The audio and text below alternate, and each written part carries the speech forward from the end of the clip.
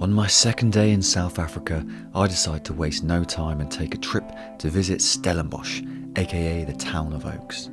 The key reason for my visit being the famous University Botanic Garden.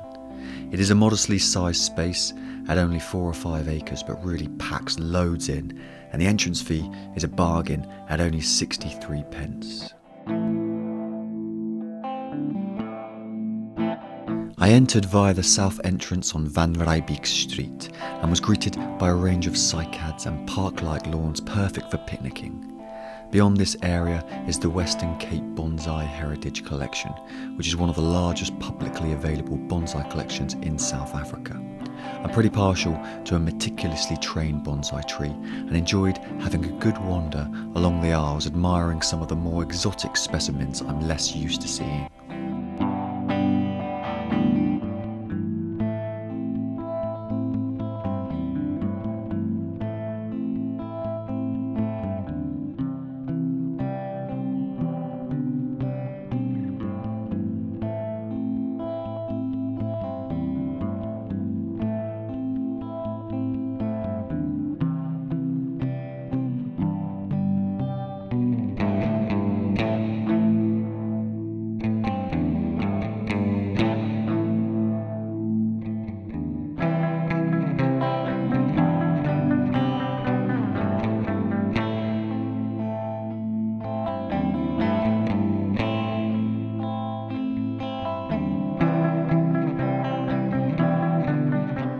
I took a walk past the glass houses through to the main part of the garden where there is a wide range of indigenous and non-native planting, lots of flowering kalanchoe showing off and towering didioraceous succulents native to the Malagasy spiny forest of Madagascar. It's a perfect taster to see what kind of things they can get away with growing outside here year long.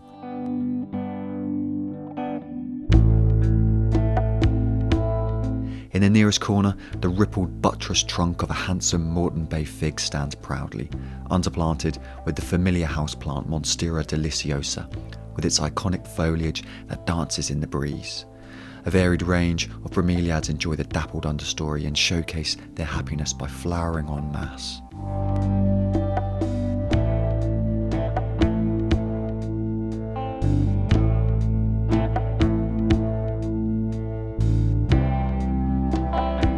The garden in Stellenbosch proudly boasts to be the oldest university botanic garden in South Africa.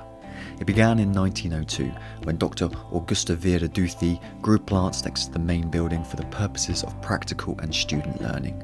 This, along with the efforts of botany professor Dr. Gert C. Nell, led to the University Council allocating the current site for the development of the gardens in 1921. A year later, work on the Botanic Gardens was started, and in 1925 Dr. Hans Hare was appointed as curator with Mr. Helmut Meyer as the first horticulturalist. Their tireless efforts quickly allowed the garden to gain international recognition, with various genera and species being named after them. The initial layout of the garden was inspired by classical botanic institutions from Europe, especially the Orto Botanico in Padua, Italy, known as the world's first botanic garden with an iconic circular central plot symbolic of the world.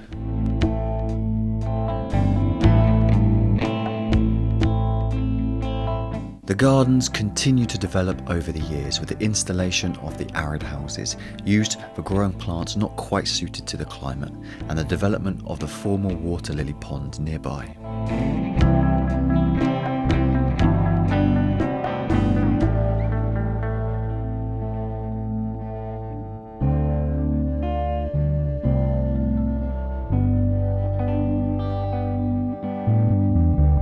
The garden is jam-packed with interesting things to see, and there are various themed beds to explore. One section is devoted to growing exotic palms from across the globe, whilst another showcases some of the spiky beauties from places like Mexico, and of course, dotted in between areas devoted to indigenous plants, including native succulents and the much adored proteaceous shrubs.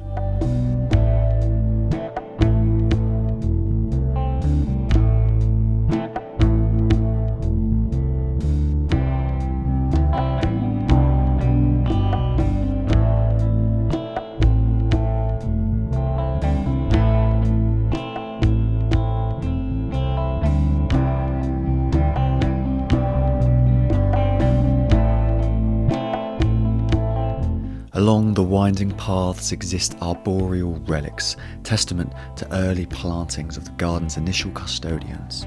In front of the main building by the cafe is a large and very handsome Corymbia ficifolia, or red-flowered gum, adorned with the cascading fronds of staghorn ferns. This tree was planted by Dr. Hans Hare some 95 to 100 years ago and must be a spectacle in full flower. With coffee in hand, I wandered round the side of the cafe to find a towering shade net protecting a large collection of ferns and other light-sensitive plants, alongside an experimental vertical wall showing off with a couple dozen flowering streptocarpus. It's an exciting range of lush foliage plants blending together in a pleasantly naturalistic fashion.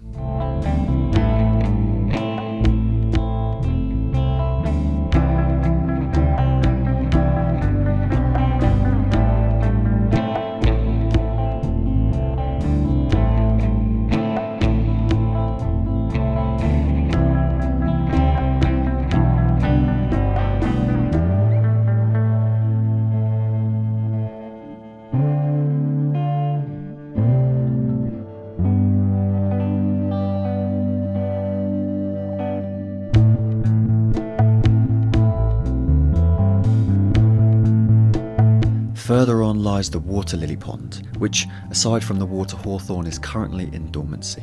Beside this are the arid houses, an ensemble of buildings, modest in appearance but brimming with thoroughly exciting plants.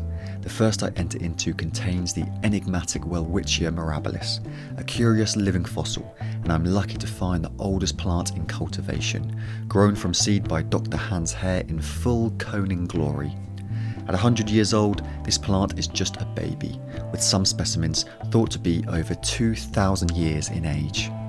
They are native to the Namib Desert and are either male or female and typically only produce 2 leaves, which continue to grow through its entire life. The adjoining glasshouses are packed with rare native conophytums, endangered from the pressures of poaching as a result of the black market succulent trade. These plants are well adapted to arid environments and rarely happier than when they are found growing wedged into the crevice of a rock. They are typically summer dormant, often protecting themselves in a dried papery sheath.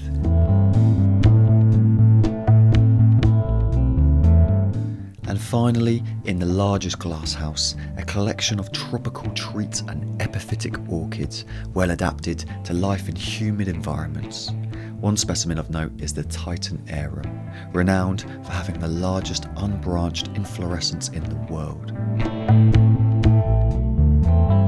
I thoroughly enjoyed my visit to Stellenbosch, and I would highly recommend anyone to check it out if you are in South Africa.